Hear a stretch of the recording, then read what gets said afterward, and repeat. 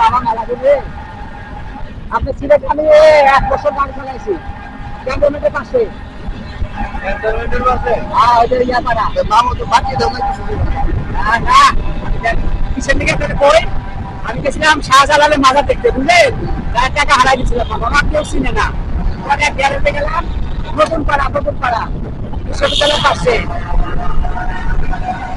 তারপরে একটা লোক পরিচিত ছিল কি করে যেন আল্লাহ মিলাই দিল আল্লাহর রহমতে টাকা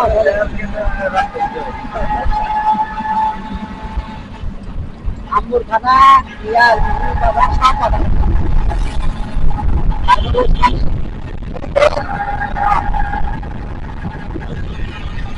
আমাদের ওখানকার ইয়া ভালো একটা নীতি কি জানেন রোজার মাসে কোনো পানি খাওয়া যাবে না কোনো চায়ের দোকান খোলা থাকবে না আপনাদের